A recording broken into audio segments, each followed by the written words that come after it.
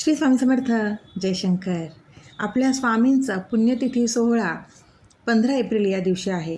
तसेच आपल्या स्वामींच्या शिष्यांचा म्हणजेच आपल्या शंकर महाराजांचाही पुण्यतिथी दिवस हा 24 एप्रिल या दिवशी आहे. वैशाख शुद्ध अष्टमी म्हणजेच दुर्गाष्टमी या तिथीला महाराजांनी समाधी घेतली. आणि गंमत म्हणजे महाराजांचा प्रकट दिनही दुर्गाष्टमी वार सोमवार आणि महाराजांचा समाधी दिनही दुर्गाष्टमी वार सोमवार या दिवशीच आहे. महाराजांनी त्यांची समाधी त्यांच्या प्रिय भक्ताच्या सांगण्यावरून म्हणजेच शंकर महाराजांनी डॉक्टर नागेश धनेश्वर यांच्या विनंतीवरून आपली समाधी 17 वर्ष पुढे ढकलली गेली होती आणि ती शेवटी पुण्यातच घेतली गेली. शंकर महाराज हे अवलिया संत आणि तसेच नाथ परंपरेतील एक महान योगी होते, ज्यांचे समाधी स्थान आज अनेक भक्तांसाठी एक पवित्र असं तीर्थक्षेत्र आहे. जो कोणी शंकर महाराजांच्या मठात जाऊन त्यांच्या समाधीवरती डोकं ठेवतो त्याला नक्कीच तिथल्या अनुभूतीची जाणीव होते. एक चैतन्य लहरी नक्कीच जाणवतात, तिथली स्पंदनं जाणवतात. विश्वासाने आणि श्रद्धेने फक्त महाराजांच्या समाधीवर एकदा डोकं ठेवून बघा, तिथलं वातावरण अनुभवा, तिथली शांतता अनुभवा. नक्कीच महाराजांचं अस्तित्व अनुभूती जाणवते. या दिवशी धनकवडीच्या या मठात मोठा उत्सव, पालखी सोहळा तसेच अनेक उपक्रम राबवले जातात. अनेक भक्तांची गर्दी या दिवशी असते. अनेक जनसागर लोटलेला असतो महाराजांच्या समाधीला दर्शन घेण्यासाठी. महाराजांनी आपल्याला एकच गोष्ट शिकवली होती. त्यांनी कुठली त्यांची विशेष सेवा आपल्याला करायला सांगितलेली नाही आहे.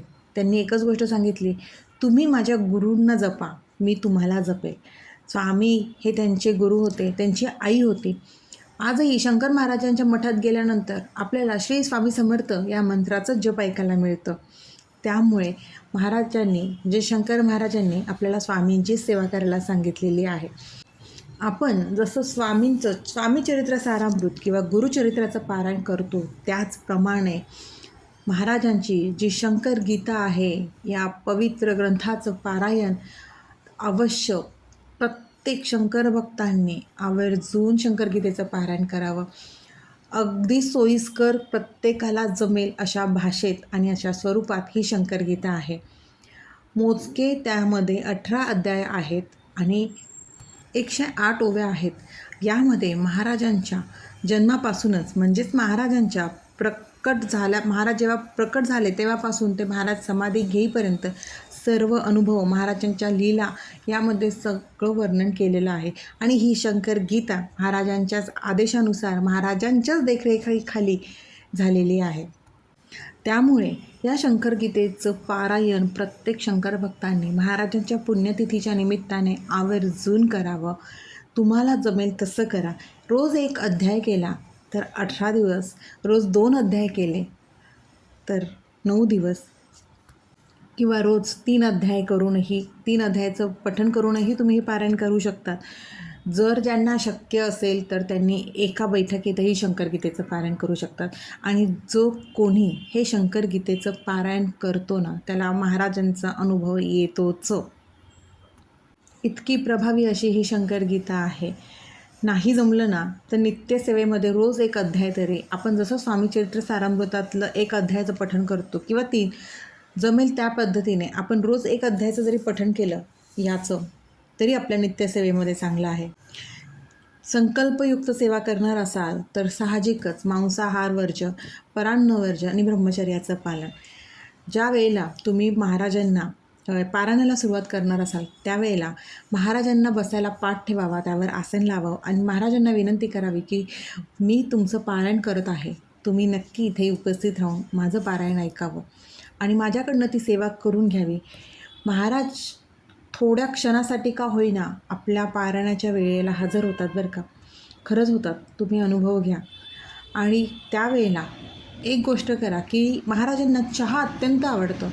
काही नाही ठेवायला जमलं ना तिथं चहा आवर्जून ठेवा महाराजांना, कारण चहा त्यांचा अत्यंत प्रिय आहे. त्यांना चहा खूप आवडायचा, त्यामुळे चहा हा आवर्जून तिथे ठेवा महाराजांना. आणि तुमचं पारायण झाल्यानंतर तो चहा तुम्ही प्रसाद म्हणून स्वतः घ्या. शंकर गीतेचं पारायणाला वेळेचं एक बंधन आहे, ते म्हणजे रात्री 9 नंतर हे पारायण करू नये आणि दुपारी 12 ते 12:30मध्ये. बाकी तुम्ही कुठल्याही वेळेत या गीतेचं पारायण करू शकता. रात्री 9 नंतर महाराज समाधीत असतात, म्हणजे समाधी अवस्थेत असतात. त्यामुळे रात्री 9 नंतर पारायण करू नये. महाराजांनी समाधी घेतली असली तरी महाराज अजूनही वेगवेगळ्या रूपात, वेगवेगळ्या नावात अनेक ठिकाणी आहेत. कारण जेव्हा महाराजांनी इथे समाधी घेतली तेव्हा जपानमध्ये सुद्धा महाराजांनी त्यांचं अस्तित्व दाखवलं होतं. शंकरगीतेमध्ये या सगळ्या गोष्टींचा उल्लेख केला गेलेला आहे.